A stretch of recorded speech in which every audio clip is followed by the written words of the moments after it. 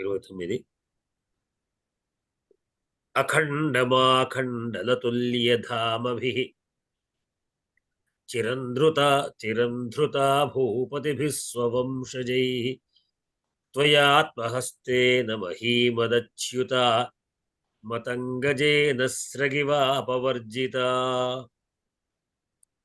అఖండమాఖండలతుల్యధామభిః చిరంధృతా భూపతిభిः స్వవంశజైః త్వయాత్మహస్తేన మహీమదచ్యుతా మతంగజేన స్రగివాపవర్జితా. అజయ్ గారు చదవండి. అఖండమాఖండలతుల్యధామభిశ్చిరం ధృతా భూపతిభిः స్వవంశజైః త్వయాత్మహస్తేన మహీమదచ్యుతా మతంగజేన స్రగివాపవర్జితా. అఖండమాఖండలతుల్యధామభిశ్చిరం ధృతా భూపతిభిः స్వవంశజైః త్వయాత్మహస్తేన మహీమదచ్యుతా మతంగజేన స్రగివాపవర్జితా.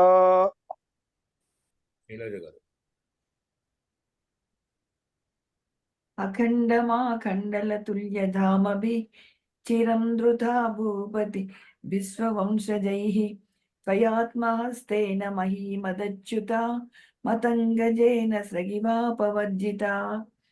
అఖండమాఖండలతుల్యధామభిః చిరం ధృతా భూపతి విశ్వవంశజైః త్వయాత్మహస్తేన మహీమదచ్యుతా మతంగజేన స్రగివాపవర్జితా. లక్ష్మి గారు చదువు.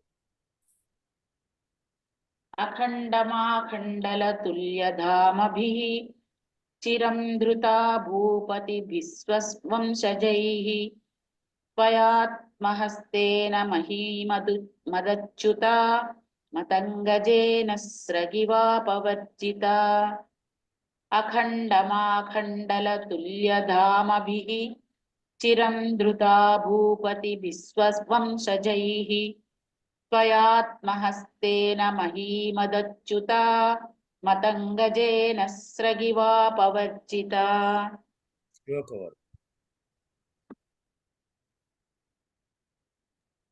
గురుగారు. అఖండమాఖండలతుల్యధామభిః చిరం ధృతా భూపతిభిः స్వవంశజైః త్వయాత్మహస్తేన మహీమదచ్యుతా మతంగజేన అంతే కదా, మతంగజేన స్రగివా వివర్జిత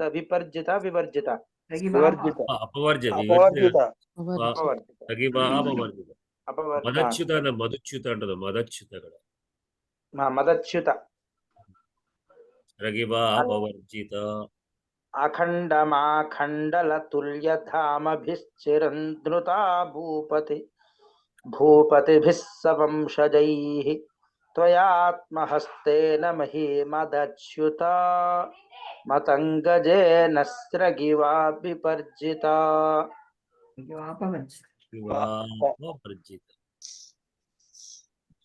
పదవి చెప్పాలి. అఖండమాఖండల అఖండం అఖండం అఖండల ఆఖండల తుల్యధామి ఒకటి తుల్యధామి అభి చిరం ధృతా భూపతిభిः స్వవంశజైః. ధృత ఒకటి అనుకుంటాను. ధృత ఒకటి అనుకుంటా.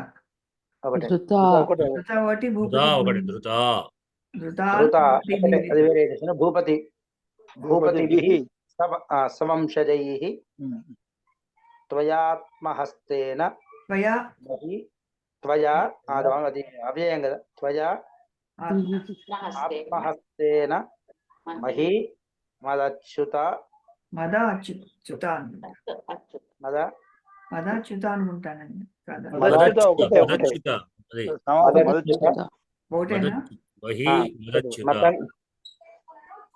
మతంగజేన ఆపవర్జిత అపవర్జిత అప దీర్ఘం ఉంది కదా దీర్ఘం లేదు. దవడ దీర్ఘం వాగ్ దీర్ఘం అపవర్జిత అపవర్జిత దవడ దీర్ఘంలో సవర్ణ దీర్ఘ సంధితో దీర్ఘం వచ్చి అవును దీర్ఘం అదే. రుణ గారు గురుగారు అఖండమాఖండలతుల్యధామభిశ్చిరం ధృతా భూపతిభిస్వవంశజైః త్వయాత్మహస్తేన మహిమదచ్యుతా మహీమదచ్యుతా మతంగజేన స్రగివాపవర్జితా అఖండమాఖండలతుల్యధామభిః చిరం ధృతా భూపతిభిస్వవంశజైః త్వయాత్మహస్తేన మహీమదచ్యుతా మతంగజేన స్రగివాపవర్జితా. విభక్తులు అఖండం అఖండం అఖండే అఖండాని. అఖండ శబ్ద అకారాంత నపుంసకలింగో ద్వితీయ ఏకవచనాంతః. ఆఖండలతుల్య ధామభిః ధామ్నా ధామాభ్యాం ధామభిః. అఖండలతుల్య ధామన్ శబ్దో ఆఖండలతుల్య ధామన్ శబ్దో నకారాంతః పుల్లింగః తృతీయ బహువచనాంతః. చిరం అవ్యయం ధృతా ధృతా ధృతే ధృతాః. ధృతా శబ్దः అకారాంత స్త్రీలింగः ప్రథమైకవచనాంతః. ఆకారాంత స్త్రీలింగः ప్రథమైకవచనాంతः. భూపతిభిః భూపతినా భూపతిభ్యాం భూపతిభిః. భూపతి శబ్దः ఇకారాంతः పుల్లింగः తృతీయ బహువచనాంతः. స్వవంశజైః స్వవంశజేన స్వవంశజాభ్యాం స్వవంశజైః. స్వవంశ శబ్దः అకారాంతः పుల్లింగः తృతీయ ఏకవచనాంతः. త్వయా యువాభ్యాం యుష్మాభిః. యుష్మత్ శబ్దో దకారాంతः పుల్లింగः తృతీయ ఏకవచనాంతः. ఆత్మహస్తేన ఆత్మహస్తాభ్యాం ఆత్మహస్తైః. ఆత్మహస్త శబ్దः అకారాంతः పుల్లింగः తృతీయ ఏకవచనాంతः. మహ్యౌ మహ్యः. మహీ శబ్దः ఈకారాంత స్త్రీలింగः ప్రథమైకవచనాంతः. మదచ్యుతాభ్యాం మదచ్యుద్భిః. మదచ్యుత్ శబ్దः తకారాంతः పుల్లింగः తృతీయ ఏకవచనాంతः. మతంగేన మతంగజాభ్యాం మతంగజైః. మతంగజ శబ్దः అకారాంతः పుల్లింగः తృతీయ ఏకవచనాంతः. స్రజౌ స్రజः. స్రక్ శబ్దో జకారాంత స్త్రీలింగः ప్రథమైకవచనాంతः. ఇవ అవ్యయం అపవర్జితా అపవర్జితే అపవర్జితాః. అపవర్జితా శబ్దः ఆకారాంత స్త్రీలింగः ప్రథమైకవచనాంతः. అంతే. వీళ్ళ క్రియాపదాలు ఏమిటి? క్రియాపదం ఇక్కడ కనిపించలేదండి. అపవర్జిత అపవర్జితం రావాలి. క్రియాపదాలు లేవు. లేవు క్రియాపదం. ఇలా క్రియాపదాలు లేకుండా మనకి ఎక్కడ కనబడదు. ఇక్కడ మూడు కనబడుతున్నాయి. ధృత మదచ్యుత అపవర్జిత. ఇది అంటే శబ్దమే అది.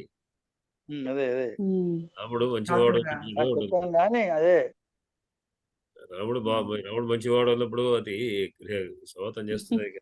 అదే ఉంటే మనం క్రియ తీసుకోవాలి మరి అన్నట్టుగా. అదే ఇక్కడ మనం కింద చూస్తాం అపవర్జిత తీసుకోవాలి. అపవర్జిత ఏమిటది? స్త్రీలింగ శబ్దం ప్రథమ విభక్తి ఏకవచనం. వర్జించబడింది. అపవర్జిత అంటే తొలగించబడినది. ఏమిటి అపవర్జిత అంటే మళ్ళీ విశేషణంగా తీసుకోవాలి. ఏది ఈ శబ్దం కదా.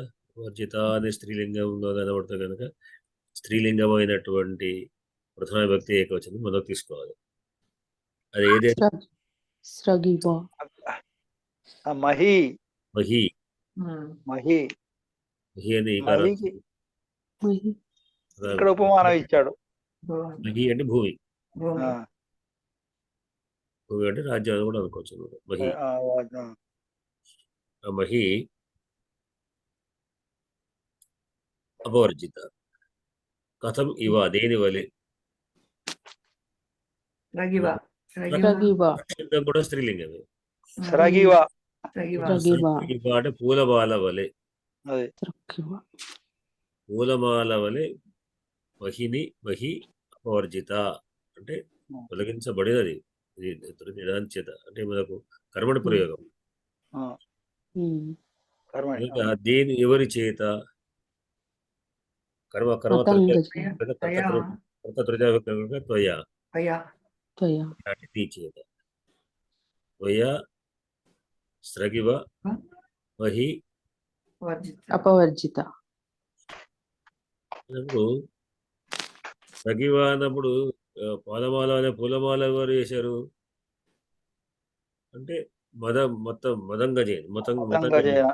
మతంగజేన మతంగజేన స్రక్ అపవర్జిత ఇవ అన్నట్టుగట్ట మనం అంటే ఈ అపవర్జిత రెండింటి పెట్టుకోవాలి.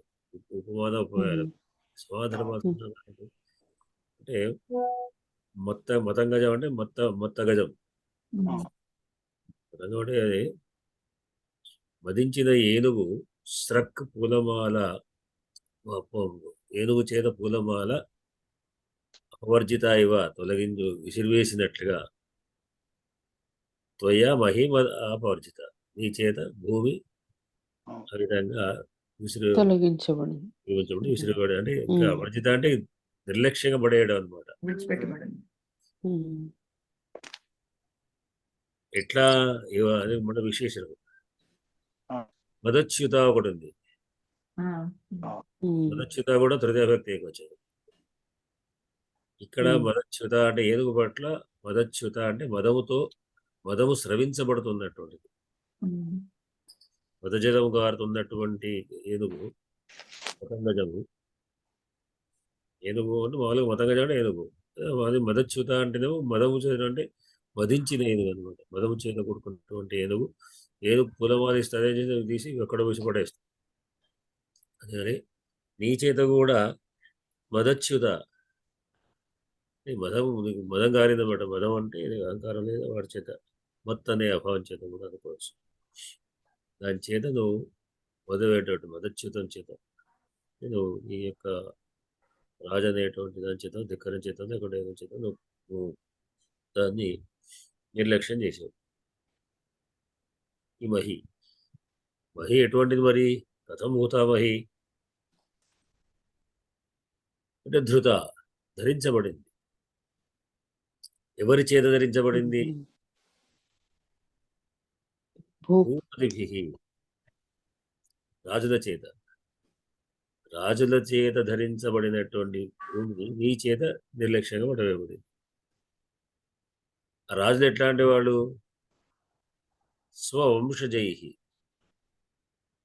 స్వ అంటే నీ యొక్క మన యొక్క స్వకీయమైన నీకు నువ్వు త్వయాగా నీ చేత స్వవంశజై.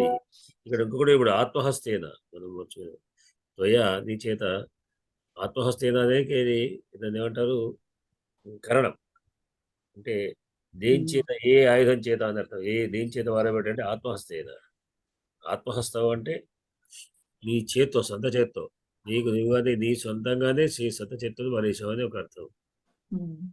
ఏనుగు పట్ల ఆత్మహస్తం అంటే ఆత్మ తన యొక్క హస్తం అంటే కొంత తొండం. అది తొండంతో వారేసినట్టు నీవు నీ యొక్క చేత్తో నిర్లక్ష్యంగా నీకు నువ్వు కానీ మరేసావు, నిర్లక్ష్యంగా విజితం చేసావు. అటువంటి భూమి ధృత నీ చేత ధృత ధరించబడినటువంటి భూమి అది. అది ఎవరి చేత అంటే భూపతిభి స్వవంశజై. నీ యొక్క వంశంలో పుట్టినటువంటి భూపతుల చేత, నీ వంశీయులైనటువంటి భూపతుల చేత ధృత ధరించబడి. ఎప్పుడు చిరం అంటే చాలా కాలం వరకు ఉంటుంది. ఇప్పుడు అది కాదు, ఎన్నో పరంపరగా నీ వంశ వాళ్ళందరూ కూడా పరంపరగా వాళ్ళు దాన్ని ధరించారు. ఎట్లా దీంతో వాళ్ళు ఎట్లాంటి వాళ్ళు? అది ఎట్లాంటి ఖండం అంటే ఏమాత్రం ఖండం కాకుండా ధృత ధరించబడింది. అంటే సగం కొంత అటు ఓడిపోవడమో వాటితో చేసి ముక్కలు వేసింది కాదు. ఎప్పుడు కూడా ఖండం కాకుండా ఉన్నటువంటి అఖండమైనటువంటిదిగా విధానంగా ధరించబడింది. ఆ వంశజులు ఎట్లాంటి వాడు? ఆఖండల తుల్యధామభి. తక్కువ వాడు ఆఖండలుడు అంటే ఇంద్రుడు. మనం చెప్పుకుందాం, అఖండ పదం వచ్చింది కదా, ఆఖండ సూను అని. ఇంద్రుని యొక్క ఆఖండనముతో తుల్య సమానమైనటువంటి ధామ. ధామ అంటే తేజస్సు, పరాక్రమం. పరాక్రమం కలవాడు అంటే ఇంద్రుడితో సమానమైన పరాక్రమం కలవాడు. ఇంద్రుడు అంటే మహాపరాక్రమంతుడు కదా లెక్క. అందుకే అటువంటి ఇంద్రుడి పరాక్రమం, ఇంద్రుడితో సమానమైన పరాక్రమం కలిగినటువంటి నీ వంశజులైనటువంటి ఈ రాజుల చేత వాళ్ళు చాలా కాలము అలా అఖండంగా ఏమాత్రం పోగొట్టుకోకుండా అనమాట. శత్రువులు ఎప్పుడు పొంచి ఉంటారు, ఎప్పుడు వాళ్ళతోని కొట్లాడైనా సరే మొత్తానికి దాన్ని ఏమాత్రం పోకుండా దాన్ని అఖండంగా దాన్ని వాళ్ళు ధరించారు. అటువంటి దాన్ని నీవు నీ చేత్తో స్వయంగానే, అంటే వాళ్ళు వచ్చి ఎవరో వచ్చి శత్రువులు ఆక్రమించుకోవడం మరి ఇంకేదో కాదు, నీకు నీవుగానే నీ చేత్తోనే నీవు మదచ్యుతమైనటువంటి ఏనుగు ఏ ప్రకారంగానైతే తన తొండంతో కులమాల విసురుతుందో ఆ ప్రకారంగా నువ్వు విసిరివేశావు. దీంట్లో ఇక్కడి నుంచి ఆమె ప్రేరకత్వమైనటువంటిది క్రోధ వ్యవసాయ అంతిమం ఆ మాట చెప్పుకోదాం మనం కొంతమంది వ్యవసాయని అంతకుముందు శ్లోకంలో వ్యవసాయ క్రోధ వ్యవసాయ కోపాన్ని మన్ను వ్యవసాయ దీపిని అంటే ఒకటి కోపాన్ని, మరొక ప్రేరకత్వాన్ని. ఇప్పుడు నేను చేస్తాను, కోపం వస్తే ఏదో కోపం వచ్చి అయితే వీళ్ళ మీద పడడం, లేకుంటే నేను మాట్లాడడం వెళ్ళిపోతాను పడడం కాదు. మళ్ళీ ఆ కోపం ఏం చేయాలి? నేను చేసి చూపిస్తాను, ఏ విధంగా ప్రేరకత్వాన్ని వెళ్ళిపోతేయాలి. అటువంటి మాటలు అనమాట. అంటే తిట్టినా కొట్టినా అది ఏ విధంగా ఉండాలంటే వాడు ఆ పని నుంచి నిర్లక్ష్యంగా వెళ్ళిపోవడం కాదు, పని నుంచి ప్రేరకత్వం కావాలి. ఎందుకంటే అటువంటి మాటల్ని ఆమె అంటున్నది. దీంట్లో నీకు నీవుగానే చేసావు కదా అని ఇక్కడి నుంచి శ్లోకం మొదలవుతుంది. ఆమె యొక్క మాటలు, ద్రౌపది వాక్యాలన్నీ దీంట్లో ఉంటాయి. అయితే దీంట్లో ఏమిటి మరి? నిందిస్తుంది కదా అంటే అంతర్లీనంగా నింద స్థుతి కూడా ఉంది. నిందాస్తుతి. స్థుతి ఏమిటి అంటే అంత గొప్పవాడు, మీరు కూడా అంత గొప్పవాడే. నువ్వు వారేసావంటే నువ్వు తీసుకోగలిగిన సమర్థుడి. నువ్వు అంటే వాడెవరో గుంజుకుంటే అప్పుడు నీకు శక్తి లేని కింద లెక్క. ఎవడో దండయాత్ర చేసి నీ మీద గెలిచి వెళ్ళిపోయినాడు అంటే నువ్వు అసమర్థుడు కదా లెక్క.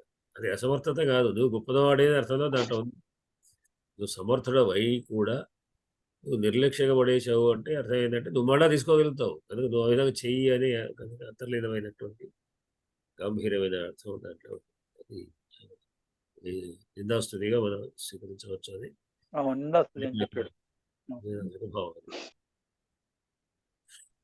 అఖండమాఖండతుల్యధామభి చిరంధృతా భూపతిభిः స్వవంశజైః త్వయాత్మహస్తేన మహీమదచ్యుత మతంగజేన స్రగివాపవర్జిత.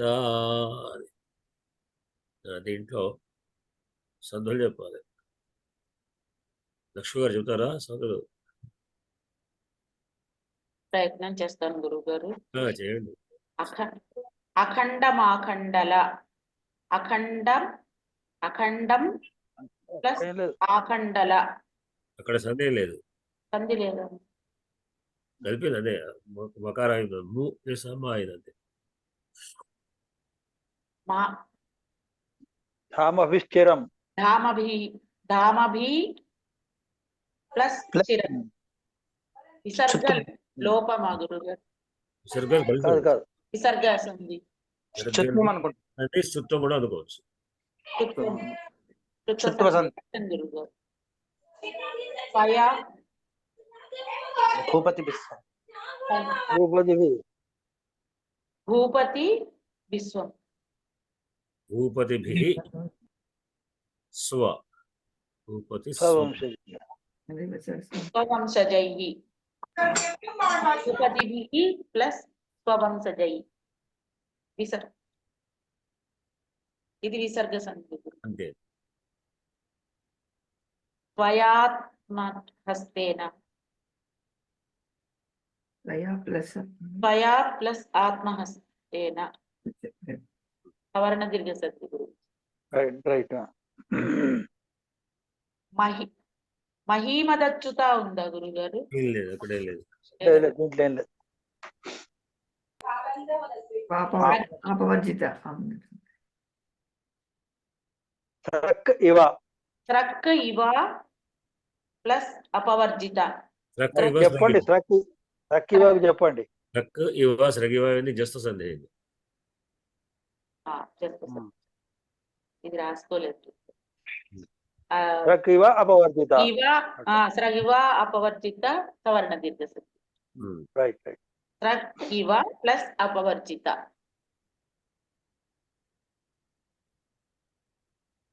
తర్వాత అంతే. అంతే గురుగారు. స్రక్ ఇవ అపవర్జిత. స్రక్ ప్లస్ ఇవ. స్రక్ ఇవ ఇవ ప్లస్ అపవర్జిత ఇవ అపవర్జిత సవర్ణ దీర్ఘ సంధి. ఇవావర్జిత ఇవాపవర్జిత స్రక్ ఇవాపవర్జిత. ఇవ ప్లస్ అపవర్జిత. సరే. సవర్ణ దీర్ఘ సంధి. సమాసాలు శివకుమార్ చెప్తా. గుర్తుపట్టడం కష్టం. ప్రయత్నం చేయండి. యత్నే కృతే యది న సిద్ధ్యతి కోత్ర దోషః.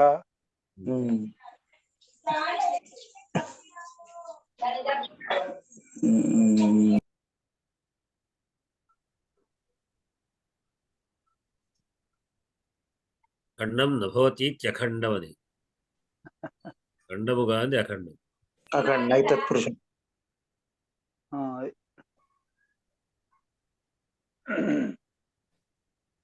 అవధాని గారు మీరు గుర్తించండి, నేను గుర్తుపడతాను. అవధాని గారు లాస్ట్ ఫైనల్ అయింది. నువ్వు ప్రయత్నాలు చేస్తాడు.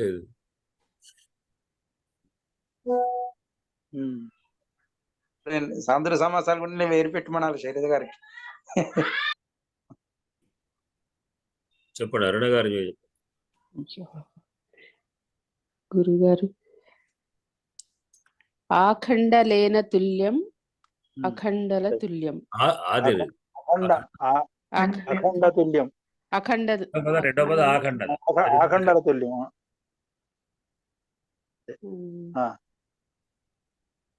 ఆఖండలేన తుల్యం ఏ సమాసం అవుతుంది? ఇది తృతీయ. రైట్. తృతీయ అండి. తృతీయ. కరెక్ట్. ఆఖండల తుల్యం ధామ ఏషాంతే. ఆఖండల తుల్య ధామ. ధామానః అని ఇచ్చారండి. అదే భోజనం అంటే భోజనం కదా. ధామః.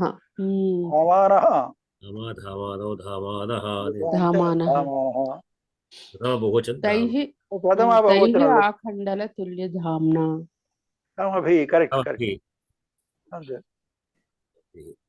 ఇది బౌరీ అవుతుందండి. అంతే. ఏషామని వచ్చింది కదా అక్కడ. అవునండి. ఏషాంతే. భువః పతయః భూపతయః. తైః భూపతినా. భూపతిభిః. ఇది ఉపపద బహురీ అండి. ఏకవచనం. భువః పాలయతి. భువః పతయః. అక్కడ మనం ధాతు ఉపపద సంబంధికి ధాతు ఉండాలి. ధాతు చెప్పలే కదా.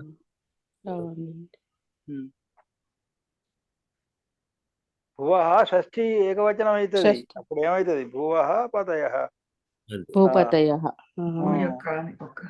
భువః భువోః భువీనాం. అంతే కదా. భువః అంతే.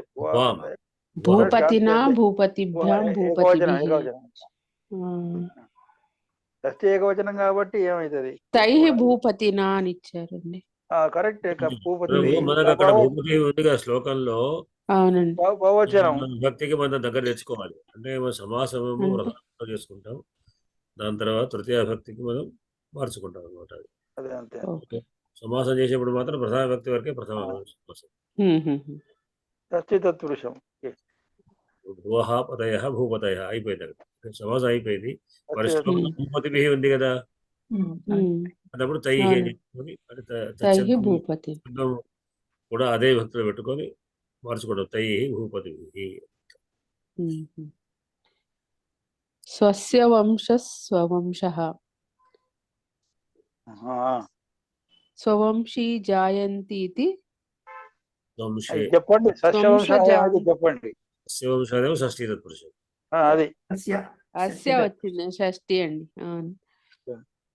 స్వస్య వంశ స్వవంశః స్వవంశీ జాయంత ఇతి. స్వవంశే జాయంతి. స్వంశే జాయంతి ఇతి. జాయంత ఇతి జాయంతి. స్వవంశ దాహ.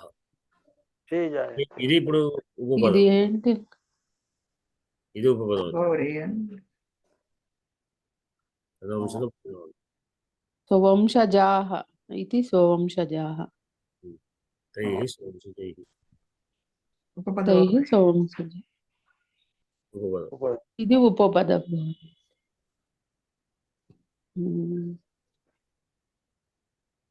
ఇది భూపతికి విశేషణం. ఇది ఆత్మనో హస్తః ఆత్మహస్తః. ఇదేమవుతుందంటే ఆత్మశబ్దం షష్ఠి వ్యక్తి కదా, షష్ఠి ఏకవచనం. ఆత్మహస్త తత్పురుషము కర్మధారయము ద్విగు. ఒక నిమిషం.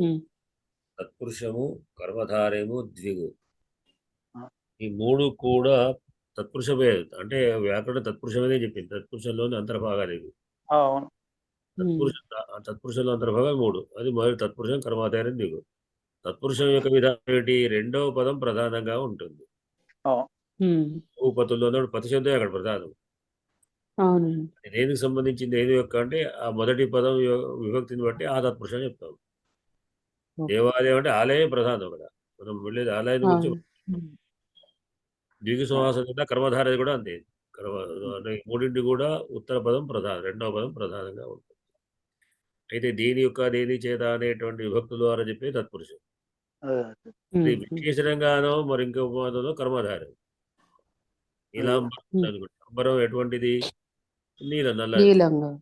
అంటే అంబరమే ప్రధానం, అది ఏ కలర్ లో ఉంది అనేటువంటిది అది విశేషణం. అది కర్మధార సమాసం. అట్లానే పాండవులు 7, పాండవులు అంటే 5 అన్నప్పుడు పంచ, ఇంతమంది అంటే పంచ అని చెప్పుకుంటాం కదా, పంచ పాండవులు అని ఆ సంఖ్య చెప్పడం ద్విగు సమాసం. ఇవి రెండో పదం ప్రధానంగా, అంటే అక్కడ మనకు ప్రధానం అదే పదం. బౌరీలో ప్రధానంగా ఉండదు. అది పదం విడిచిపెట్టి మనం ఇంకో అర్థం పోతాం. అన్ని పదార్థ అన్నావు. ధామ కలవాడు, కలవాడు ఎవరు? వేరే వాళ్ళు. ఇక్కడ తేజస్సు ప్రధానంగా, తేజస్సు కలిగివాడు ఎవరు? వాళ్ళు. ఇప్పుడు త్రినేత్రుడు అన్నాం. త్రినేత్ర, నేత్ర పదం ప్రధానంగా, త్రి ప్రధానం కాదు. రెండు కలిపేసరికి శివుడు అని అర్థం పోతుంది అన్నమాట. మూడో అర్థం పోతుంది కనుక బహురు. అంటే రెండు పదాలు ప్రధానంగా ఉండే సమాసాలు, రెండు పదాలు అప్రధానంగా ఉండే సమాసాలు, మొదటి పదం ప్రధానంగా ఉండే సమాసం, రెండో పదం ప్రధానంగా ఉండే సమాసం. ఇట్లా 4 రకాలు కనుక్కోవాలి. రెండో పదం ప్రధానంగా ఉండేది ఈ తత్పురుష కర్మధారి దిగులు. రెండు పదాలు ప్రధానంగా ఉండేవి ద్వంద్వ సమాసాలు. రామలక్ష్మణులు ఇద్దరు, రెండు ప్రధానమే. రెండు పదాలు అప్రధానమైనటువంటి బహురీ సమాసం. రెండిట్లో రెండు కలిపితే ఇద్దరు ఉంటారు, అది సంబంధం లేదు. త్రినేత్రుడు ఏదో అంటే అక్కడ ఏం కాదు. నీలకంఠుడు అంటే నీలకంఠ, రెండు సమాధానం. కలవాడు ఇంకో శంకరుడు అర్థం వస్తుంది. అట్లా అర్థం దాంట్లో ఏముందో దాన్ని బట్టి ఎక్కువ అవ్యయభావ సమాసాలన్నీ కూడా మొదటి ప్రధానం. అధి అనేటువంటిది అది అర్థం వస్తుంది. హరి అంటే హరి అందు అని అర్థం. అధిహరి, అధిహరి అర్థంలో అది మొదటి ప్రధానంగా ఉంటుంది. ఇవి సమాసాలు. తద్దితాలు లాంటివేమో అవి సమాసాల కింద కాదు, మొత్తం తద్దితాలు అనేటువంటివి ఏంటంటే, అంటే తద్ది సమాసం అంటాం మనం. అదేంటంటే ఒకటే పదం ఒకటే పదాన్ని మళ్ళీ మనం రిపీట్ చేసి మళ్ళొక సమాసం మళ్ళొక అర్థం తీసుకుంటాం. అదే. దశరథ పదం కొడుకు దాశరథి అయినాడు, ఒకటే పదం అది. అట్లానే జనకుడి కూతురు జానకి, జనక పదమే జానకి అయింది. పర్వత కూతురే పార్వతి అయింది. ఒకటే పదాన్ని మళ్ళీ సమాసంగా చేసుకొని, అంటే అప్పటికే సమాసంతో సిద్ధమైన పదం అది. అంటే దాన్ని మనం చేర్పు చేస్తున్నాం. అది తద్దిత అది రకరకాలైనటువంటివన్నీ కూడా ఉన్నాయి గుర్తులు, సందంతాలు. కర్మధారని తత్పురుషానికి కర్మధారయం సమానాధికరణం అంటారు కదా, తత్పురుషం వ్యధికరణ సమాసాలు అంటారు కదా. అదే అంటే నీలంచ తాని ఉత్పలాని చ అంటాం, నీలోత్పలాని రెండింటికి రెండు కూడా ఒకటే విభక్తిలో ఉంటాయి. అదే దీంట్లోనేమో ఈ హస్తేన చ్యుత అన్నాడు, ఆ చ్యుత వేరే విభక్తి, హస్తేన వేరే అట్లా అన్నమాట. ఇది అంతే కదా, అది ఒక పాయింట్. తత్పురుషము అదే మాత్రం రెండు ఒకటే లింగము ఒకటే విభక్తి ఉండాలి. సమానాధికరణ సమాసం అంటే దిగు సమాసం కూడా అంతే, దాదాపు రెండు కూడా ఒకటే ఒకే విభక్తిలో ఉంటాయి. దిగు కర్మధారయానికి అది సంఖ్యాపదం సంఖ్యా పదం ముందు ఉంటే ఉన్న కర్మధారయం అనమాట, అంతే కదా. సంఖ్యాపూర్వం ఉంది కదా, త్రినేత్రుడు కర కాదు, అది అన్ని పదార్థం అదే వేరే అర్థం ఇచ్చేస్తుంది. నేత్రములు అంటే మాత్రం దిగు సమాసం, త్రినేత్రాణి అంటే అది దిగు సమాసం అవుతుంది, త్రినేత్ర అంటే బహువ్రీహి అవుతుంది, అంతే కదా. నీలకంఠము అన్నాం అనుకోండి, కంఠం ఉంది అంటే నీలకంఠము అంటే అది కర్మధారయం. కంఠుడు అంటే మాత్రం శివుడు అవుతాడు, అన్ని పదార్థ వేరే అర్థం పోతే ఆ కంఠమే ప్రధానం. నీలకంఠం ఆయన కంఠం నీలకంఠం, నీలకంఠము అంటాము. అప్పుడు కంఠమే ప్రధానం, కంఠం ప్రధానంగా అర్థం వస్తుంది. అది నీల అనే అర్థం వస్తుంది, నీలకంఠం అనేటువంటి కనుక అది కర్మధారయం. మనం ముందు దానికి ఏం చెప్పుకోవాలి అంటే, ఒకటేమిటి మొదటి పదం ప్రధానంగా ఉన్నది అవ్యయీభావాలు, రెండవ పదం ప్రధానంగా ఉన్నది కర్మధారాలు, మూడో పదం రెండు పదాలు ప్రధానంగా ఉంటే ద్వంద్వ సమాసం, రెండు పదాలు అప్రధానం, రెండు పదాలు విడిచిపెట్టి మూడో అర్థం పెడతారు, అదే గుర్తుపెట్టుకోవాలి. ఇక్కడ ఆత్మహస్తేన ఉంది కూడా, హస్తమే ప్రధానం, హస్తంతో ప్రధానం ఉంది అర్థం. హస్తం విడిచిపెట్టి ఇంకో అర్థం పోతాయి, అది తత్పురుష వాసం. అది ఏ విభక్తిలో ఉంది అంటే తత్పురుషం తృతీయ విభక్తి. ఇట్లా లేదా ఇప్పుడు దీంట్లో వేరేదో తుల్యధామభి, తుల్యం ధామ, తుల్యమైన ధామ అంటే ఇక్కడ ఒకవేళ అంటే ఇక్కడ బరు సమాసం, కానీ విడిగా మామూలుగా కాంతి అర్థంలో అక్కడ తుల్య ధామం మామూలుగా అయిపోయామనుకోండి, అంటే కర్మధారణ చేసుకోవచ్చు. ధామ కలవాడు అర్థం చేసుకుంటే మాత్రం కలవాడు అంటే వేరే వాడు అవుతాడు, ఏదో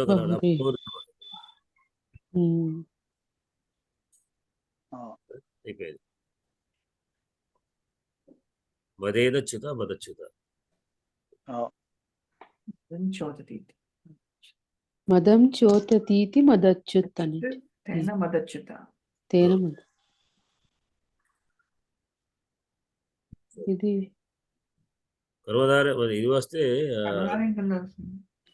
కర్మధార కాదు, ఇది వచ్చింది కదా, ఇది ధాతువు వస్తే ఇది ఒక్కొక్కరు అది మదచ్యుతమైంది. అది అంటే మదం స్రవించుచున్నట్టు స్రవించుచున్నది ఏదో అది మతంగజానికి బహువ్రీహి.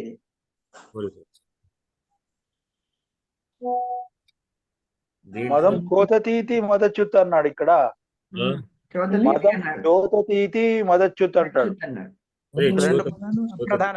దానాన్ని అదే దానాన్ని స్రవించుచున్నట్టు.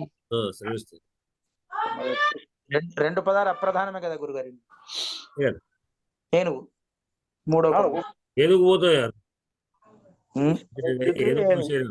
ఏనుగు విశేషణం ఇది. అదే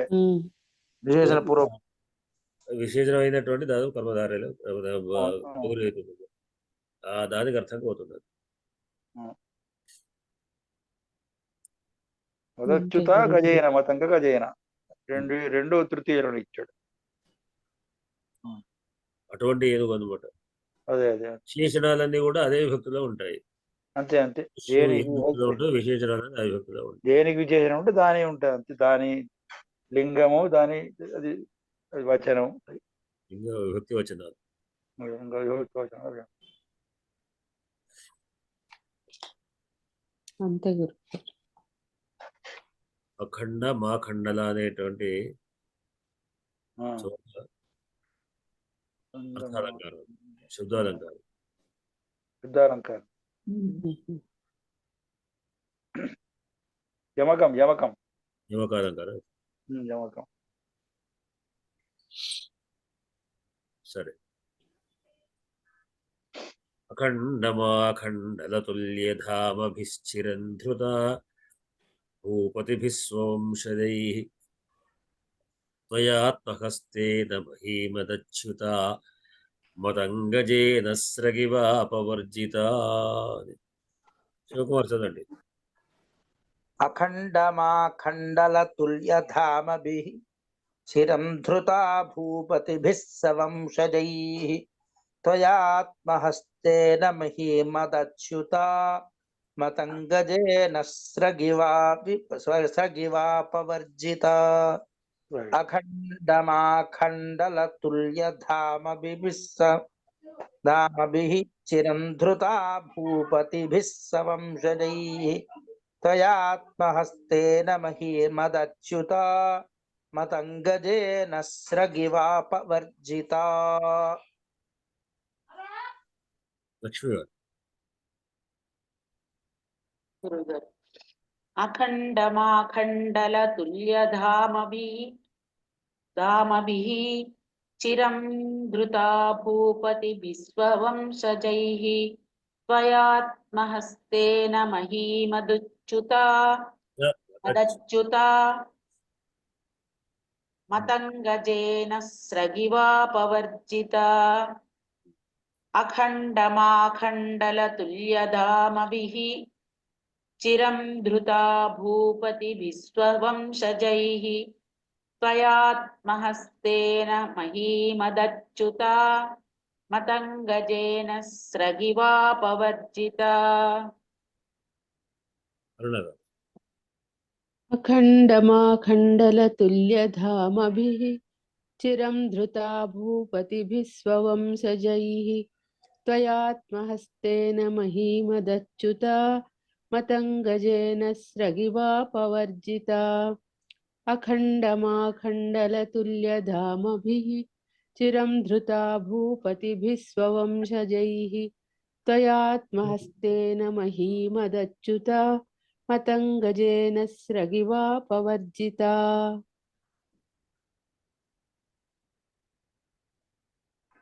నీలజ గారు. అఖండమాఖండలతుల్యధామభిः చిరం ధృతా భూపతి విశ్వవంశజైః త్వయాత్మహస్తేన మహీమదచ్యుతా మతంగజేన స్రగివాపవర్జితా.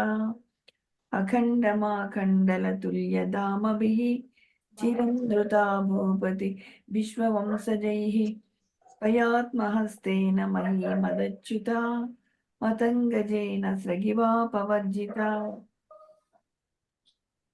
అజయ్ గారు.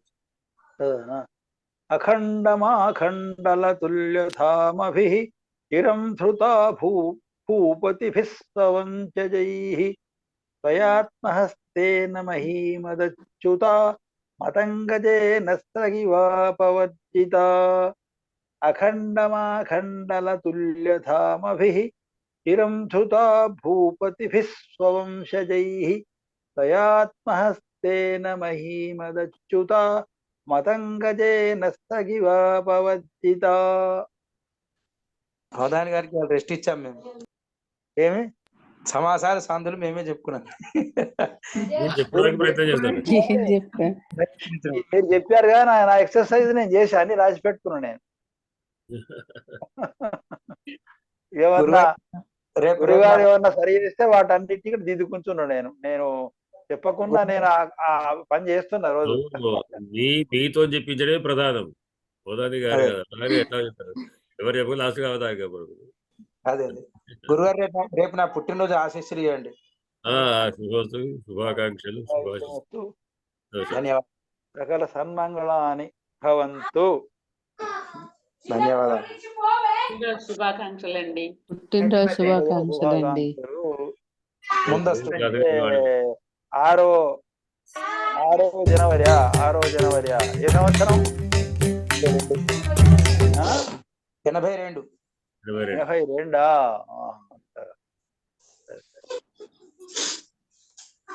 రేపు మళ్ళీ మనం ఆన్లైన్ లో కలవకుండా విశేష్ చెప్పి ఉంటే అని గుర్తు చేసి నాడు పుట్టారా? అప్పుడు పుష్యం గురువారం నాడు పుట్టారా అంటున్నా. అంతే అంతే. జనవరి 6, 82. అందుకోసమే బుధులైనారు పండితులు. చెప్పేశారు. నేను అప్పుడప్పుడు క్వశ్చన్ వేస్తుంటా ఏ రోజు అయింది. నన్ను వైశాస్ కోమట్ అడగగానే సాయంత్రం ఆపి మిమ్మల్ని అడుగుతుంటా అప్పుడప్పుడు ఏ రోజు అవుతుంది అది. తెలుగు సంవత్సరం కూడా అడిగారు ఒకసారి, చెప్పేశా. అవునవును, తెలుగు నేను అడిగి సంవత్సరం కూడా అడిగారు ఆ సంవత్సరాన్ని. అవును.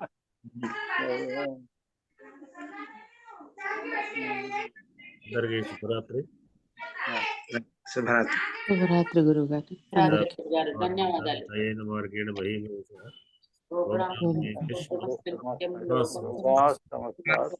సుఖినో భవంతు.